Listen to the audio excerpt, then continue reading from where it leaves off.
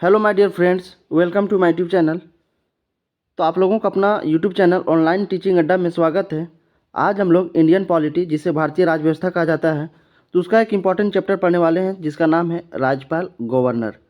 तो राज्यपाल governor chapter से भी जो है कॉम्पिटिटिव एग्ज़ाम से क्वेश्चंस पूछ लिए जाते हैं, चाहे वो यूपीएससी हो, स्टेट पीसीएस हो जैसे जेपीएससी, बीपीएससी, या फिर जैसे सीजीएल का एग्ज़ाम हो।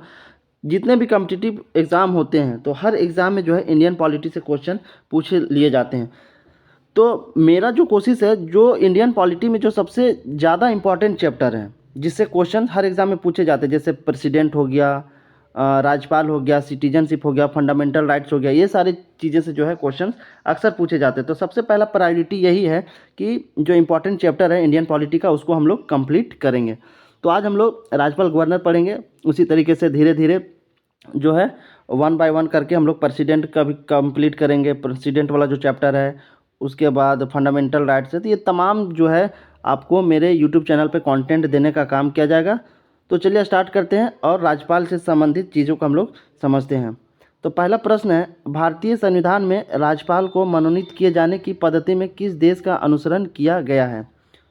क्वेश्चन पूछा गया है, क्वेश्चन पूछ रहा है कि भारतीय संविधान में राज्यपाल को मनोनीत का मतलब होता है नॉमिनेटेड। एक एक चीज़ को मैं समझाते हुए जाऊंगा ताकि जो है सारी चीज़ आप लोगों को क्या हो जाए, क्लियर हो जाए।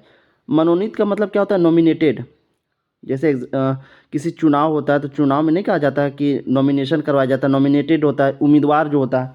तो इसको सिंपल भाषा में समझ सकते हैं कि नियुक्ति के लिए जो उम्मीदवार के रूप में चयन किया जाता है उसी को मनोनीत किया जाता है, उसी को मनोनीत कहा जाता है।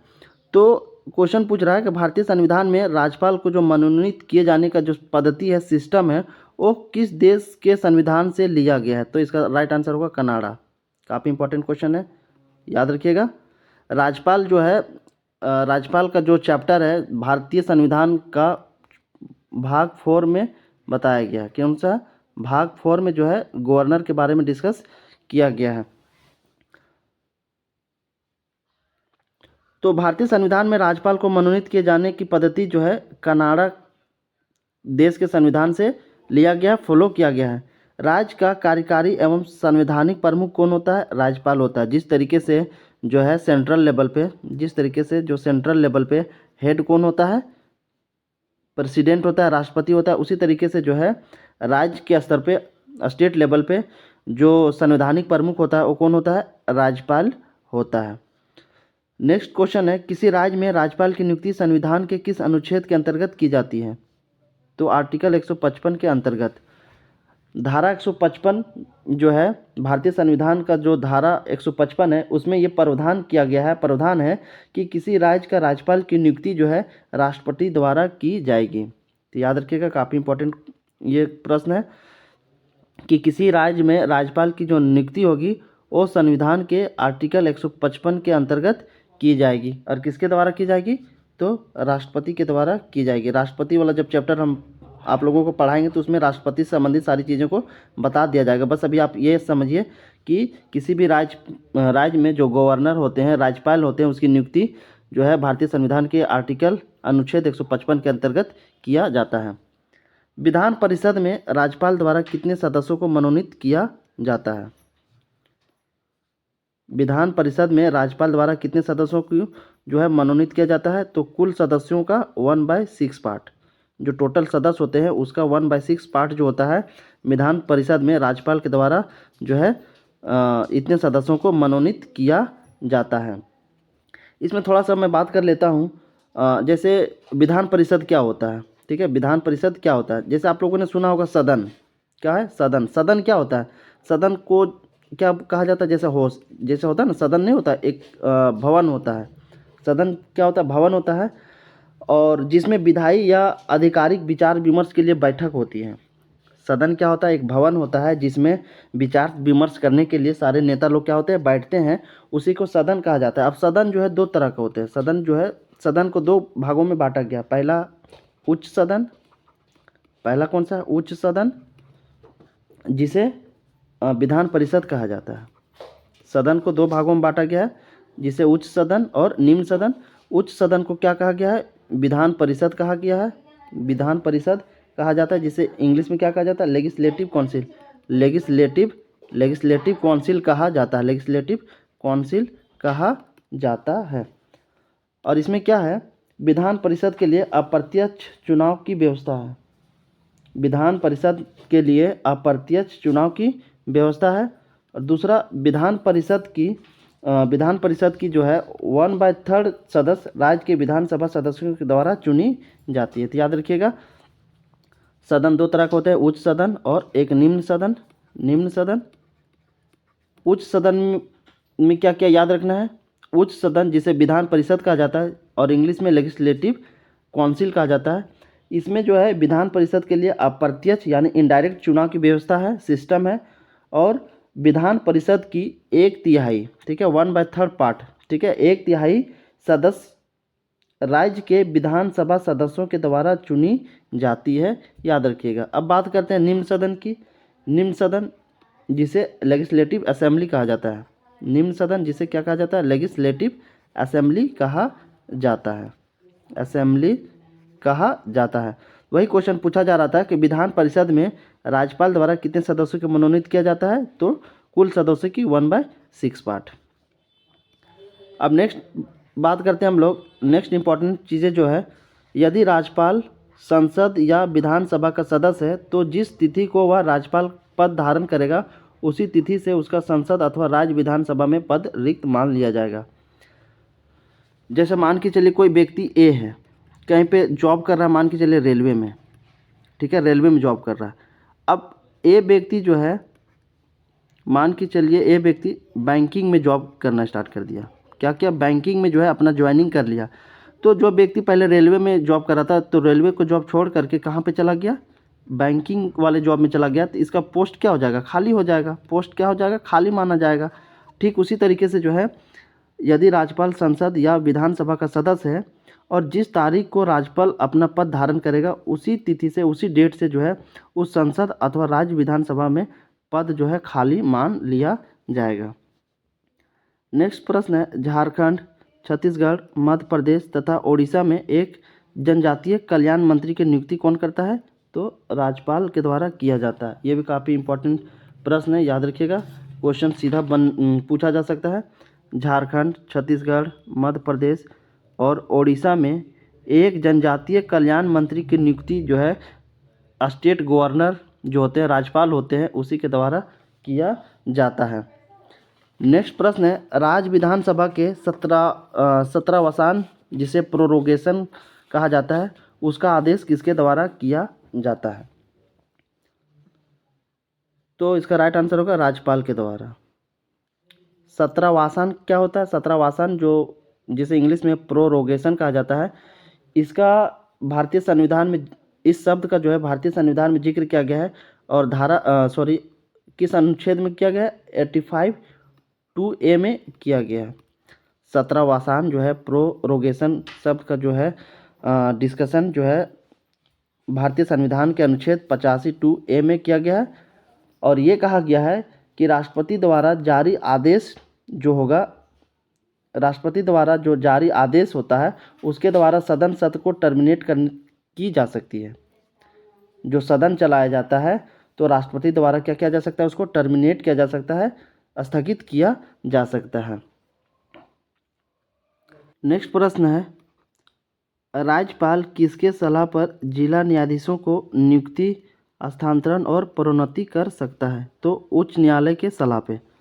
राज्यपाल जो है उच्च न्यायालय के सलाह पर जो जिला कोर्ट के जो जज होते हैं उसको नियुक्त कर सकता है, ट्रांसफ़र कर सकता है और उसका प्रमोशन कर सकता है। तो किसके सलाह से, तो उच्च न्यायालय के सलाह से। नेक्स्ट प्रश्न है, राज्यपाल के वेतन और भत्ते जिसे सैलरी एंड अलाउंस कहा जाता है उसे किस निधि से दिए जाते हैं, तो राज्य के संचित निधि से। राज्यपाल को जो वेतन और भत्ते दिए जाते हैं वो राज्य के संचित निधि से दिया जाता है। निधि का मतलब क्या होता है, निधि का मतलब होता है फंड। निधि का मतलब क्या होता है, फंड। जैसे होता है ना संपत्ति,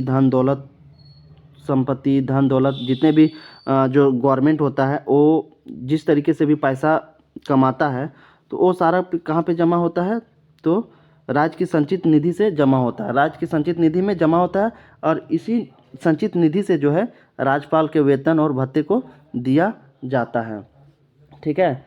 तो इसमें थोड़ा सा बात कर लेते हैं हम लोग, इसमें जो है एडिशनल थोड़ी सी बातें कर लेते हैं हम लोग, इम्पोर्टेंट चीज़ें। तो राज्य के जो संचित निधि पर अधिकार किसका होता है? पहला सवाल है कि राज्य के संचित निधि पर अधिकार किसका होता है? तो भारत के संसद पे, भारत का संसद का ही जो है अधिकार होता है।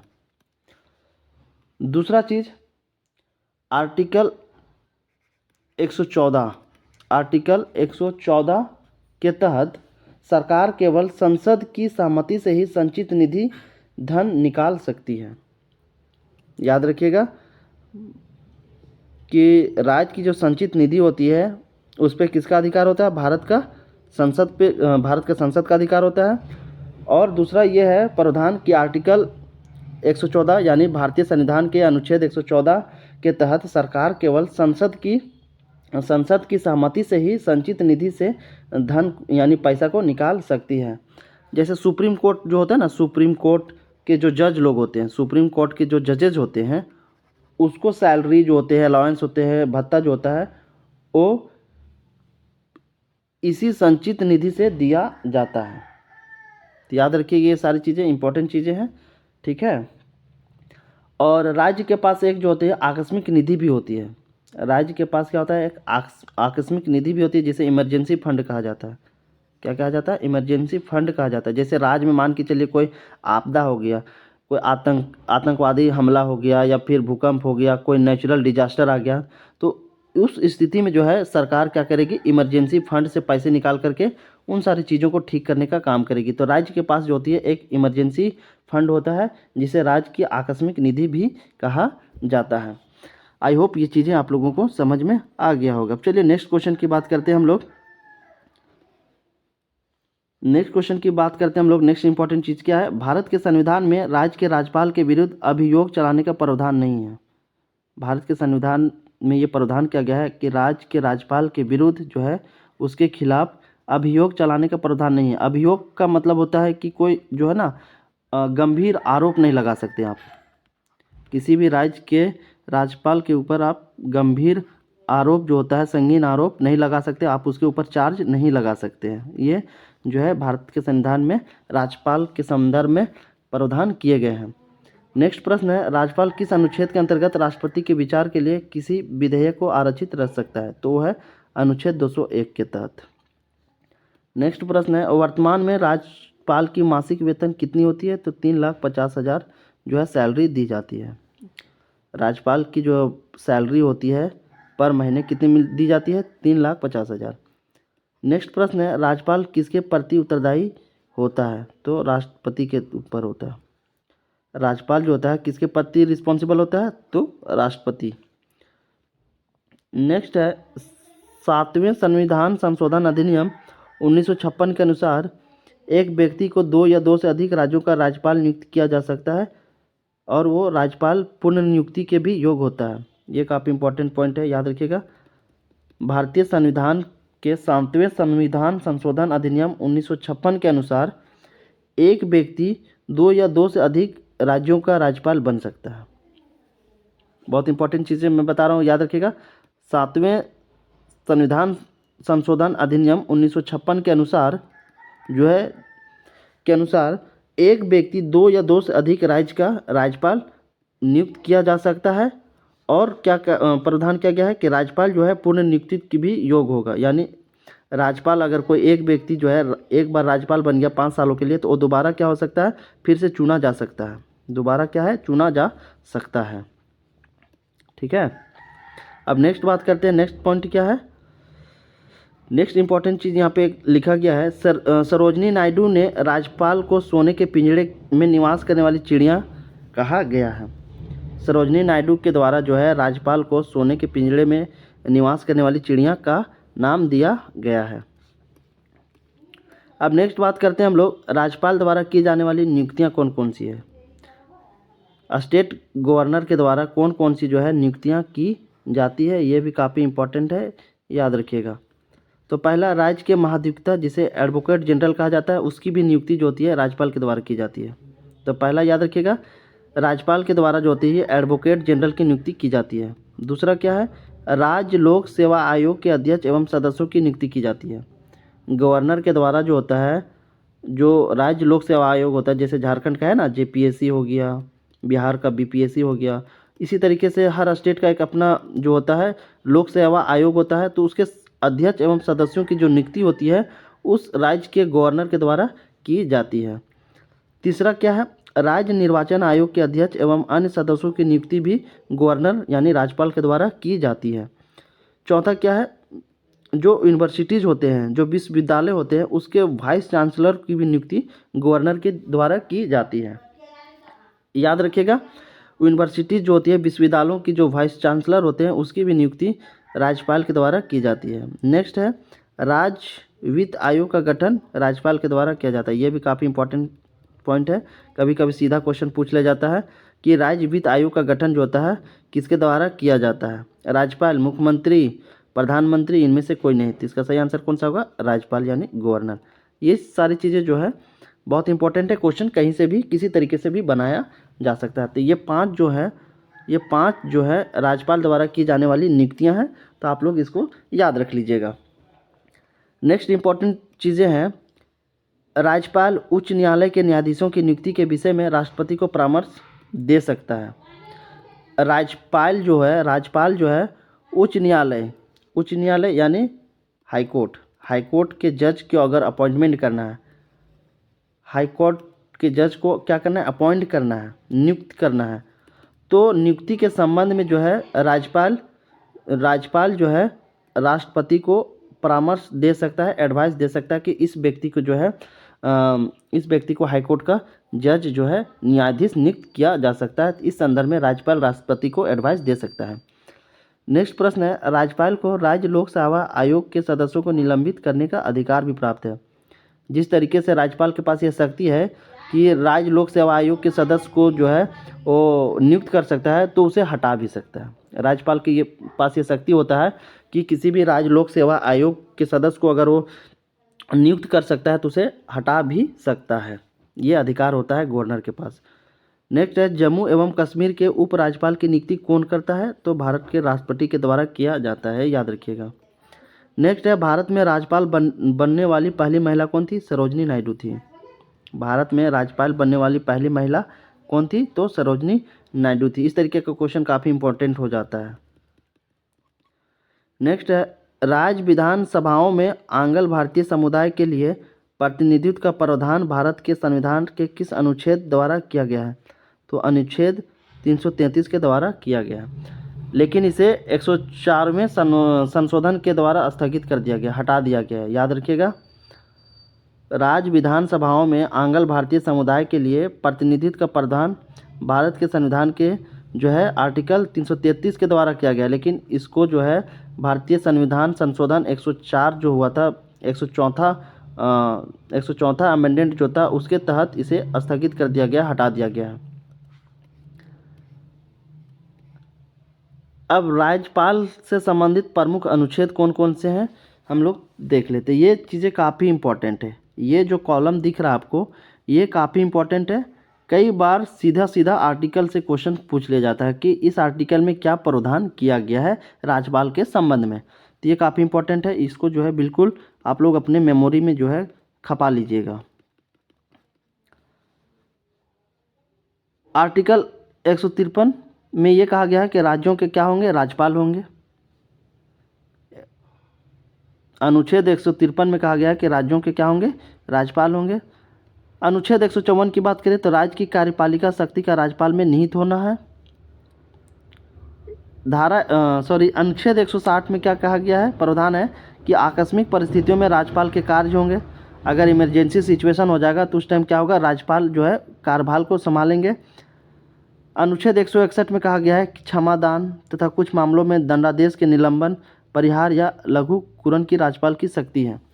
अगर कोई क्षमादान के लिए जो है गवर्नर को पत्र लिखता है तो गवर्नर चाहे तो उसको क्षमादान कर सकता है। ये जो है इसके पास शक्ति होती है, और इसके शक्ति जो है इसका प्रावधान भारतीय संविधान के आर्टिकल 161 में कहा गया है, बताया गया है। अब बात करते हैं आर्टिकल 163 में, तो मंत्रिपरिषद द्वारा राज्यपाल को सलाह एवं सहयोग देना। जो स्टेट का मंत्रिपरिषद होगा जो अच्छे से काम नहीं करेगा, और अगर मंत्रिपरिषद को चाहिए कि राज्यपाल के द्वारा सलाह लेना है कि हमें किस तरीके से काम करना है स्टेट में, तो वो चीज़ जो है मंत्रिपरिषद द्वारा राज्यपाल को सलाह एवं सहयोग देने का भी काम कर सकता है।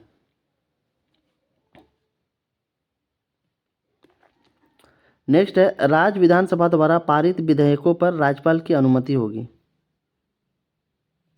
राज्य विधानसभा द्वारा जो भी बिल पास होगा उस पर राज्यपाल की अनुमति होना आवश्यक है। जैसे कि आप लोगों को पता है कि कोई भी बिल जो होता है वो एक्ट कब बनता है, जब वो जो होता है लोकसभा में, विधानसभा में, और राष्ट्रपति के द्वारा जब साइन हो जाता है, फाइनल मोहर लग जाता है, तब वो बिल क्या हो जाता है, कानून बन जाता है। तो वही बोला जा रहा है कि भारतीय संविधान के आर्टिकल 200 में ये प्रावधान है कि राज्य विधानसभा द्वारा अगर कोई भी जो है बिल पास किया जाएगा तो उस पर राज्यपाल की अनुमति होना बहुत ही ज़रूरी है।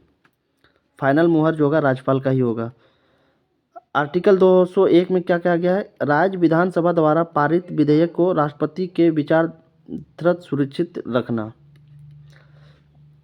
उसका नेक्स्ट आर्टिकल है 213, राज्यपाल की अध्यादेश जारी करने की शक्ति। 213 आर्टिकल में ये कहा गया है कि राज्यपाल की अध्यादेश जारी करने की शक्ति होगी, पावर होगा। यहाँ पे अध्यादेश का शब्द आ गया। अध्यादेश का मतलब होता है कि ऐसा कानून है जिन्हें केंद्रीय मंत्रिमंडल की सिफारिश पर जो है भारत के राष्ट्रपति द्वारा जारी किया जाता है, जिसका संसद के अधिनियम के समान ही प्रभाव होगा, उसके बराबर ही जो है उसको माना जाएगा, महत्व दिया जाएगा। और भारत के राष्ट्रपति द्वारा जो अध्यादेश जारी की जाती है वो उसकी अवधि जो होती है वो 6 महीने से 6 सप्ताह तक हो सकती है। कितने तक हो सकती है, याद रखिएगा। भारत के राष्ट्रपति द्वारा जो अध्यादेश जारी होता है उसकी अधिकतम अवधि जो होती है 6 महीने और 6 सप्ताह हो सकती है। 6 महीना और 6 सप्ताह क्या हो सकती है, मैक्सिमम हो सकता है। और जब चाहे तब जो है राष्ट्रपति उस अध्यादेश को वापस भी ले सकता है। तो ठीक उसी तरीके से राज्यपाल के पास भी ये शक्ति होती है कि वो अध्यादेश जारी कर सकता है, कुछ ऐसा कानून जो है अपने तरफ से क्या कर सकता है, जारी कर सकता है, और जब चाहे उसको वापस भी ले सकता है। तो ये प्रावधान जो है, ये शक्ति राज्यपाल को दिया गया है अनुच्छेद 213 के तहत। नेक्स्ट है, राज्यपाल द्वारा जिला न्यायाधीशों की नियुक्ति। जो जिला कोर्ट के जो जज होते हैं, ठीक है, डिस्ट्रिक्ट कोर्ट जो होता है, डिस्ट्रिक्ट कोर्ट के जो जज होते हैं, डिस्ट्रिक्ट कोर्ट के जो जज होते हैं उसकी नियुक्ति कौन करता है, राज्यपाल करता है। इस बात को अनुच्छेद 233 में बताया गया। तो याद रखिएगा, डिस्ट्रिक्ट कोर्ट के जो जज होते हैं उसकी नियुक्ति राज्यपाल के द्वारा की जाती है। इस तरीके से जो भी इम्पोर्टेंट था गवर्नर से रिलेटेड, जो भी इम्पोर्टेंट चीज़ें था ऑलमोस्ट ख़त्म हो गया। आई होप आप लोग को ये सेशन अच्छा लगा होगा तो लाइक करना, शेयर करना। फिर मिलते हैं नेक्स्ट इंपॉर्टेंट वीडियो में, तब तक के लिए जय हिंद, थैंक यू।